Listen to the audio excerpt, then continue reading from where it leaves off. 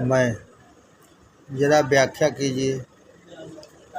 Agent: उन लोगों से गुरु भक्ति का ही अहंकार पैदा करने की फिक्र में रहते हैं। यह भी एक तरह का अहंकार है। यदि किसी तरह पर पैदा हो गया तो काम बन जाने में देरी नहीं लगती। गुरु दयालु और कृपालु तो होते ही हैं, ऐसे लोगों पर विशेष प्यार और दया करने लगते हैं, जिससे उनको इस बात का अहंकार हो जाता है कि गुरु हम पर बहुत खुश हैं, जिसके कारण वे पूजा अर्चना व सेवा शुश्रूषा तथा धर्म भी भूल जाते हैं तथा गुरु की विशेष कृपा होने पर भी कोरे रह जाते हैं। इसलिए गुरु चाहे जितना प्रेम करे, शिष्य को अपना धर्म नहीं भूलना चाहिए। यदि इस प्रकार भी काम न चला तो यह झूठी आशा उनके दिल में डाल देता हूँ कि गुरु ऊंचे से ऊंचा आचार्य पद और अंत में गद्दी हमको ही देंगे। यदि गुरु ने किसी कारण या अवस्था से किसी और को यह पद दे दिया तो बस उनकी सब श्रद्धा और भक्ति लुप्त हो जाती है तथा उल्टे गुरु से विमुख होकर उनको बदनाम करने में भी कसर नहीं छोड़ते। जो अधिक ज्ञानी होते हैं वह उदासीन तो अवश्य ही हो जाते हैं। चलो, हमारा निशाना ठीक बैठा। प्रकट है कि गुरु जिसको अपना प्रिय समझता है उसकी थोड़ी देखभाल और जांच पड़ताल भी करता रहता है। कभी इस प्रकार से, कभी उन्हीं के लाभ के विचार से यह उचित समझता है कि उसको थोड़े दिनों तक कुछ और स्थानों मुकामात की सैर करा के तब काम लें। इस कारण वह उस आचार्य पद को नहीं देते और उनसे कम दर्जे के लोगों को किसी कारण से काम सुपुर्द कर देते हैं। इसमें अक्सर लोग फेल हो जाते हैं। कुछ लोग अपनी मान प्रतिष्ठा का अधिक ख्याल रखते हैं। जब गुरु उसे हटाना चाहते हैं तो उसे अपमान में डाल देते हैं।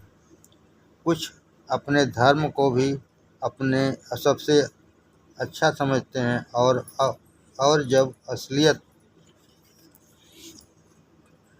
समझाने के लिए ठीक और असली बात प्रकट की जाती है तो बहुतेरे गड़बड़ा जाते हैं। कुछ भाषा या जबान के प्रेमी कहिए या दास होते हैं। जब दूसरी भाषा में बात कही जाती है तो दुखी होकर नाउम्मीद हो जाते हैं। कुछ किसी मुख्य अवतार या देवताओं के उपासक या प्रेमी होते हैं।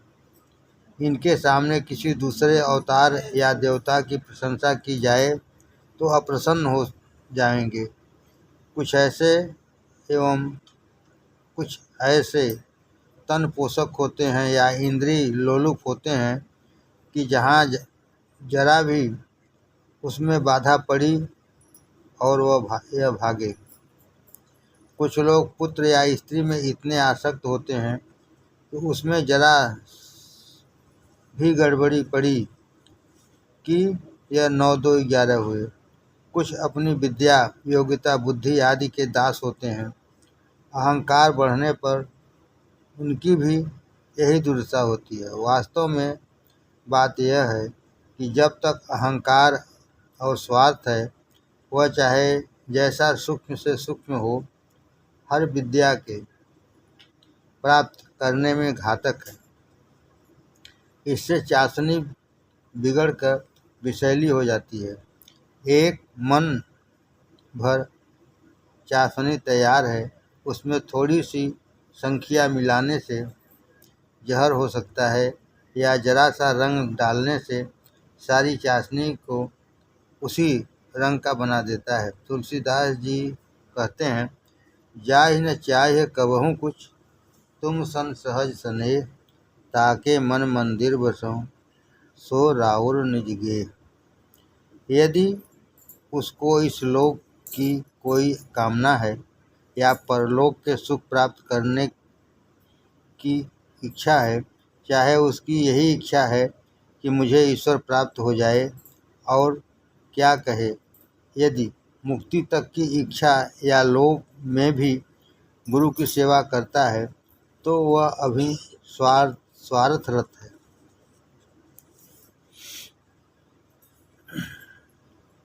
चाहे आप उसकी यही इच्छा हो कि मुझे ईश्वर प्राप्त हो जाए, और क्या कहे, यदि मुक्ति तक की इच्छा या लोक में भी गुरु की सेवा करता है, तो वह अभी स्वार्थरत है।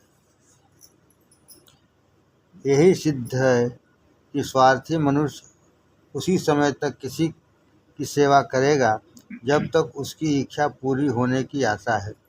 सो जब आशा पूर्ण होती हुई नहीं दिखाई दे, असलियत समझाने की गरज से ठीक और वास्तविक बात प्रकट की जाती है, तो बहुतेरे गड़बड़ा जाते हैं। चाहे इस कारण से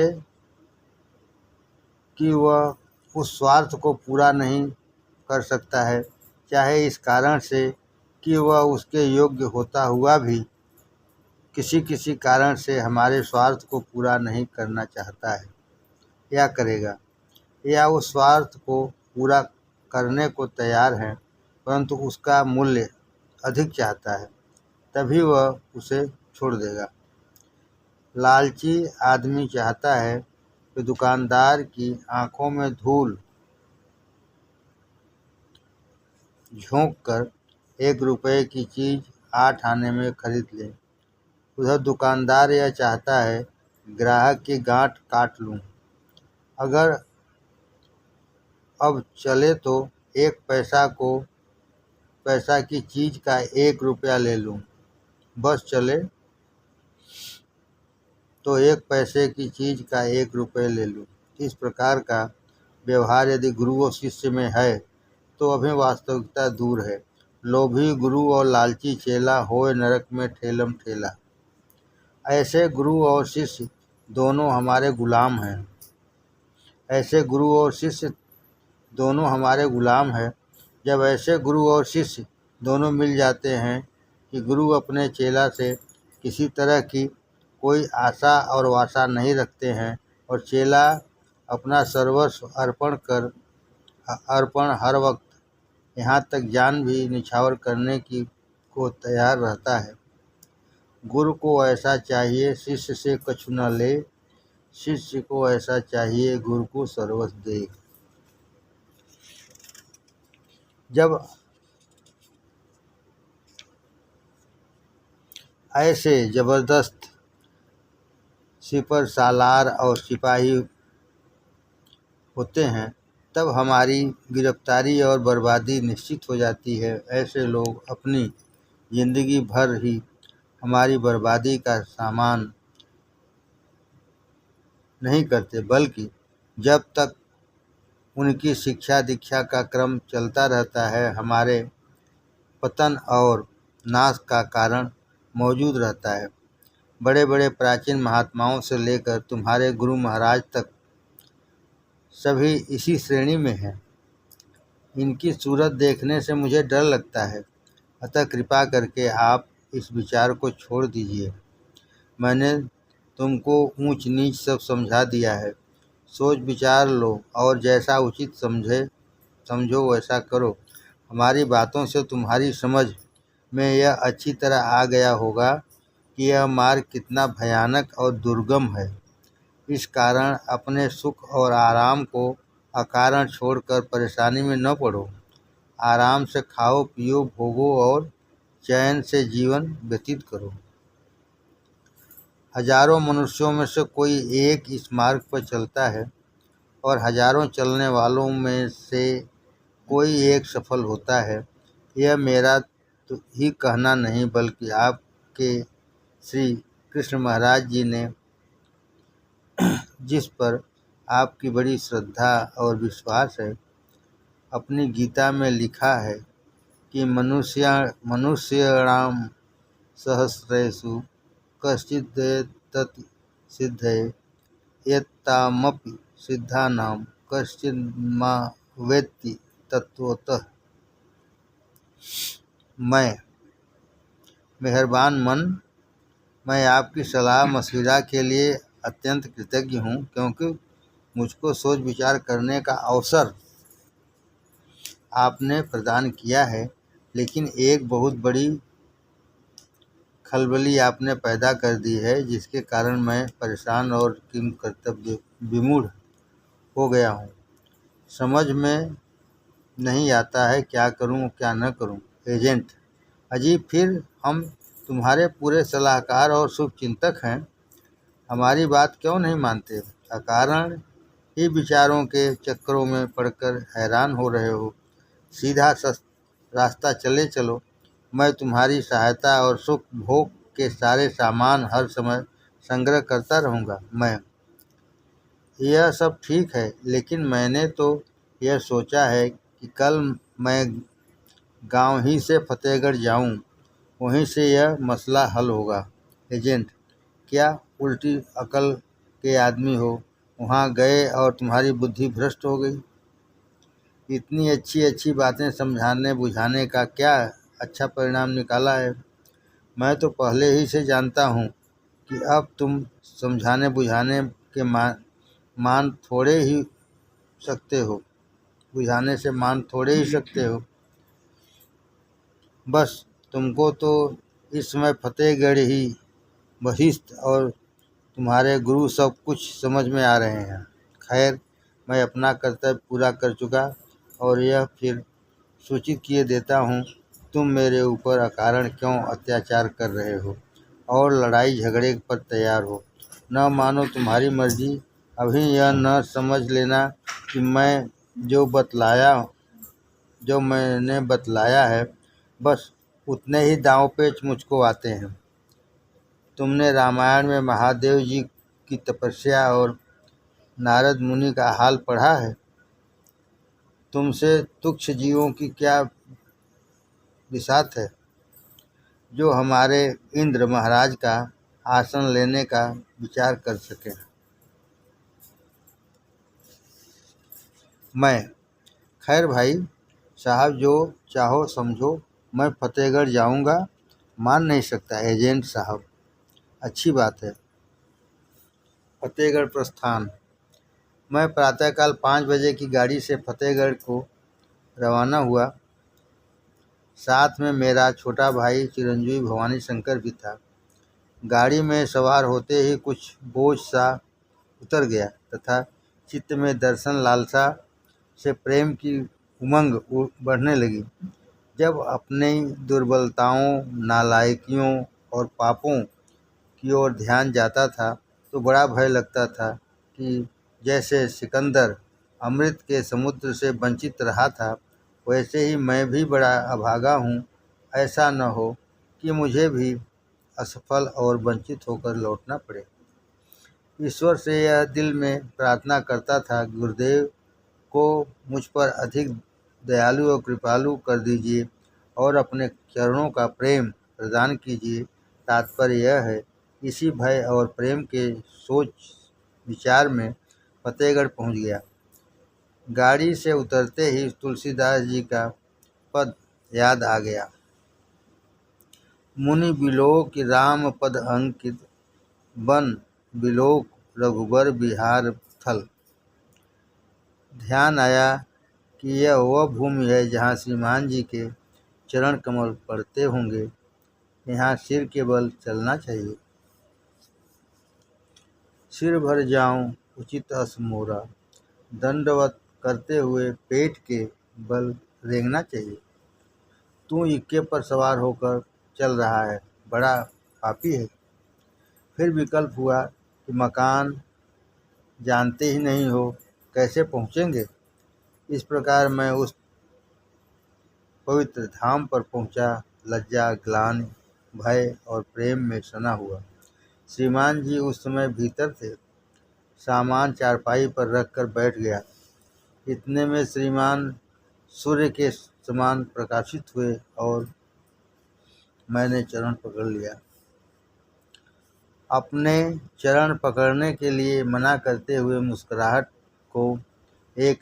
मुस्कुराहट की एक निगाह डाली और दिल को घायल कर दिया। कुछ विचित्र दशा हो गई। नौकर पानी लाया, हाथ मुंह धुलाया, नाश्ता कराया। उसके स्वाद का क्या ठिकाना था।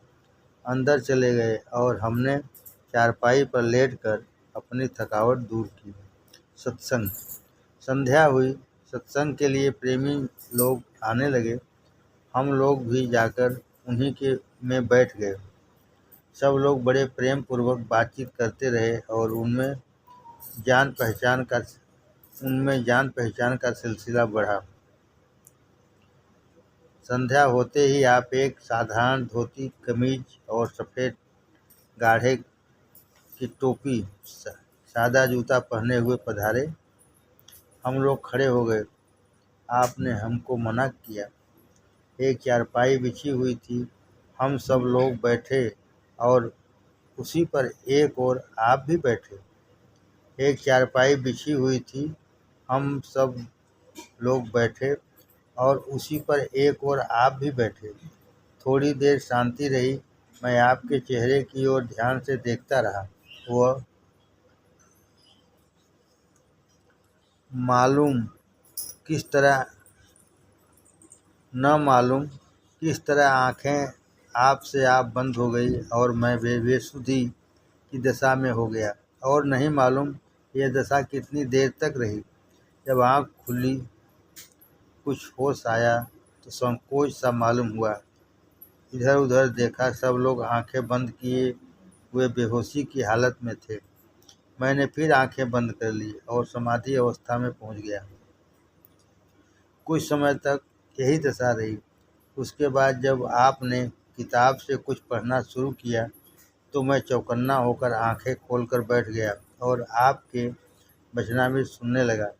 दिल की ओर जो निगाह की तो क्या देखता हूँ कि शब्द खूब जारी है, जिसके लिए मैं अब तक तरसता था और जिस पर बहुत मेहनत और मशक्क़त भी की, पर कुछ नहीं हुआ।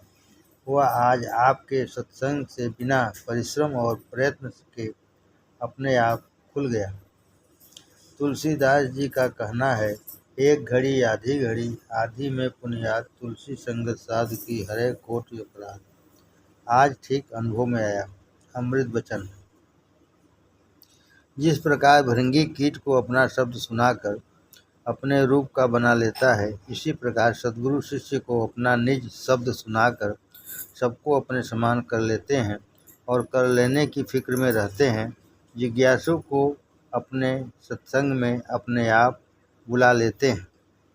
जिज्ञासु को अपने सत्संग में अपने आप बुला लेते हैं और सदा के लिए परम सुख और परमानंद का भागी बना देते हैं। गुरु की पहचान यह है कि यह अपने शब्द द्वारा माया के जाल से, मन की परेशानियों से जिज्ञासियों को मुक्ति दे। गुरु का काम धोबी का है। धोबी कपड़े साफ करके लाता है और मैले कपड़े ले जाता है। इसी प्रकार गुरु हृदय को शुद्ध कर देता है। जिज्ञासु उसे मैला करके लाता है। गुरु फिर स्वच्छ करता है, जिज्ञासु फिर मैला करता है। यह क्रम इसी प्रकार चलता रहता है जब तक कि गुरु शिष्य को अपना सा नहीं कर लेता। गुरु इस बात का बुरा नहीं मानता कि वह हृदय को मलिन करके क्यों लाता है। वह जीव को निर्बल और लाचार जानता है, इसलिए उसको यह अब अपराधी नहीं मानता और अपनी धुन में लगा रहता है। इस प्रकार की चर्चा करके कुछ भाई लोग चले गए और कुछ प्रेमी लोग बैठे रहे। इतने में जिक्र छिड़ गया कि जनाब चचा जी महाराज कल तशरीफ लाने वाले हैं। लोग उनकी बड़ी प्रशंसा करते और उनके दर्शन के लिए बड़े उत्सुक थे। मुझसे भी कहा गया कि कुछ श्रीमान चचा जी के आने से आपकी तबीयत खूब खुश होगी और दिल लगेगा। बड़े सभ्य और हंसमुख हैं, दिन भर हंसाया करते हैं। थोड़ी देर बाद खाने का बुलावा आया। हम लोग अंदर खाना खाने गए। आपके लिए वही एक थाली में खाना आ गया और हम लोगों के लिए अलग अलग थाली में आया। सादा परंतु शुद्ध सात्विक भोजन था। कोई तकल्लुफ न था। जो प्रेमी भाई अंदर आने जाने वाले थे उनको खाना परोस दिया। वे शायद मुनीम जी थे, जो कानेकुब्ज ब्राह्मण थे।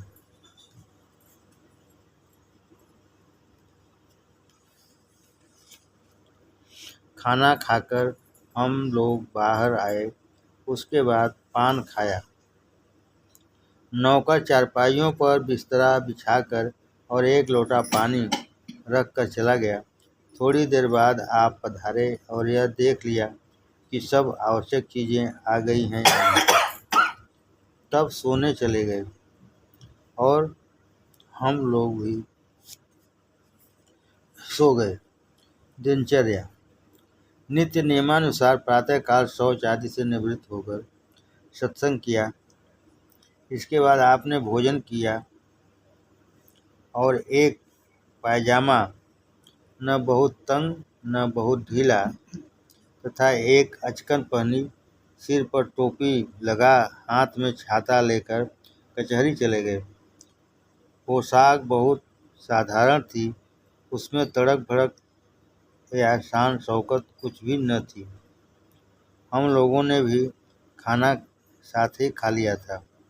थोड़ी देर में एक साहब, जो दोहरे बदन, काली दाढ़ी, धोती और अचकन पहने, सिगरेट मुंह में दबाए, अजीब मजनू बाना और धोती भेष बनाए पधारे। जो लोग मौजूद थे दौड़ पड़े। चचा जी सलाम सलाम की आवाज़ें चारों तरफ से आने लगी और आप दोनों कर कमलों को उठाकर मुस्कुराते हुए सबसे सर झुका झुकाकर सलाम करते हुए धीरे धीरे अंदर चले गए। सब लोगों में ऐसी खुशी भर गई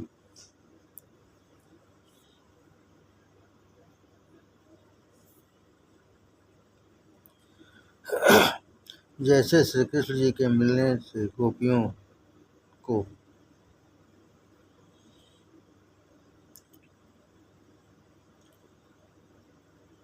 जो लोग अंदर जा सकते थे दौड़ते हुए खुश होते हुए अंदर चले गए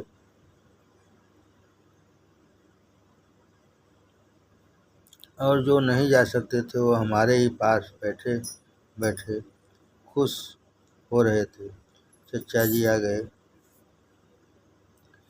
चचा जी आ गए।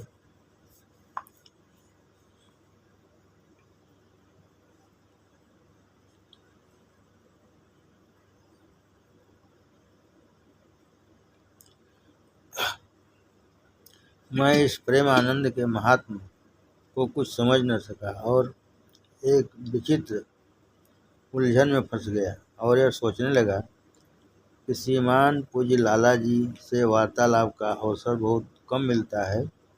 दूसरे उनके प्रेम का ऐसा आतंक छा जाता है कि पूछने और समझने के विषय में उनसे कुछ कहने सुनते नहीं बनता। चलो अब चचा जी से सब उलझने सुलझाऊंगा। इसी सोच विचार में था कि पूज्य श्रीमान जी एक कुर्ता पहने जिसके कुछ बटन खुले हुए, कुछ बंद, एक बांह कहीं जाती है एक कहीं, सर के बाल बिखरे हुए पधारे। फिर वही सलाम और उसका जवाब भाई सलाम। जिसने राम राम किया उसके उत्तर में राम राम। जिसने आदाब अर्ज किया उसके जवाब में आदाब अर्ज भाई साहब। जिसने पूछा चचा अच्छे हो? हाँ चचा अच्छे। इस पर ठट्ठा लगा। एक साहब ने कहा चचा हुक्का लाऊं? हाँ भाई जरूर लाओ, तुम ही तो हमारे सच्चे मित्र हो। दम लगाए सो सगा भाई और सब गपर सपड़। इसके बाद एक हुक्का आया जिस पर चिलम चढ़ी हुई थी और एक लंबी नय लगी हुई थी। आपने नए हुक्का से निकाला और 3-4 बार इधर उधर से चक्कर दिया, फिर कायदे से लगाया। उसके बाद कुछ मुंह ही में पढ़ा, फिर कस खींचना शुरू किया। हाँ भाई सब लोग अच्छे हो? लोगों ने मेरा परिचय कराया। हम सबका मजाक शुरू हो गया। जब आपने बोलना शुरू किया तो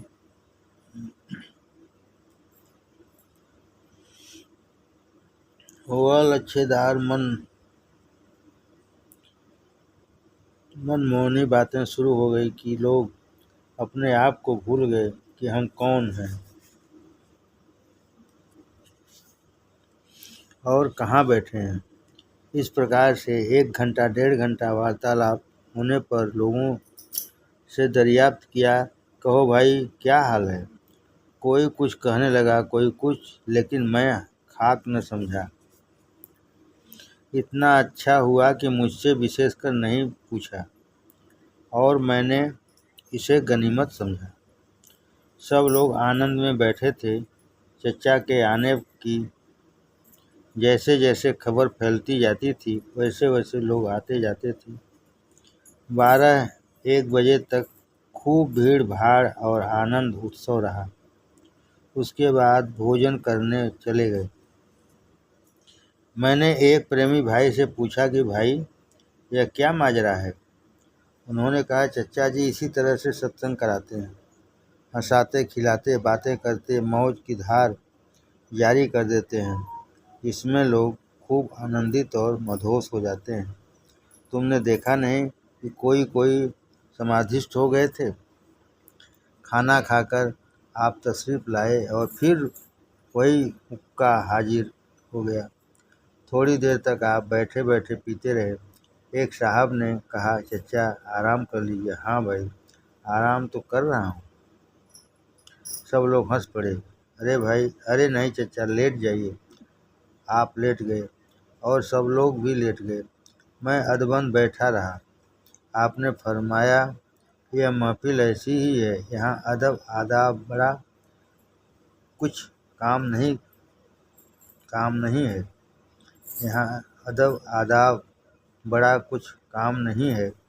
अदब तो बड़ों का करना चाहिए। हम लोग तो भाई भाई हैं। लेटिए। खैर मैं भी लेट गया और लेटते ही सो गया और ऐसी गहरी नींद सोया कि इससे पहले शायद कभी भी न सोया था। उठा तो देखा कि बदन बिल्कुल फूल सा हल्का हो गया है।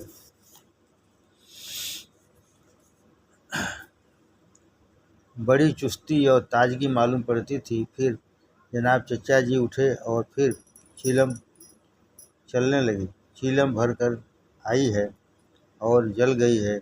इसके बाद आप कस खींच रहे हैं। जब तक तंबाकू रही आपने मुंह नहीं लगाया। लोग देख रहे हैं और हंस रहे हैं। अरे चचा तंबाकू तो जल गई। अरे भाई जल जाने दो, धुआं तो आ रहा है। अरे चचा धुआं कहाँ है? हाँ भाई नहीं है। अच्छा। एक साहब दूसरी चीलम भर लाए। फिर वही हाल। तात्पर्य यह कि अजीब मजजूबाना हरकत देखी। बातचीत बेसिर पैर की और लच्छेदार ऐसी कि खत्म होने को नहीं आती। दिन भर मौके की तलाश में रहा लेकिन यहाँ तो प्रश्न करने का मौका ही न मिला। सारा दिन बातें सुनने और सत्संगी लोगों के साथ कहा लगाने में गुजर गया। लाला जी के कचहरी से आने का समय हुआ तो सारा लोग सावधान हुए और ठट्ठेबाजी बंद हो गई। आप कचहरी से तशरीफ़ लाए और कमरे में कपड़े उतार दिए।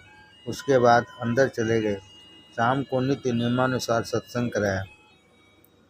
हम लोग खाना खाकर आराम करने लगे। चचा जी के लिए भी बाहर एक चारपाई आई, लेकिन उनके प्रेमी उनको घेर कर बैठ गए। थोड़ी देर तक मैं भी बैठा रहा, परंतु निद्रा देवी ने विवश कर दिया और चारपाई पर लेट गया और 1 या 2 बजे सो गया। आँख खुली तो देखा कि महफिल खूब गर्म है।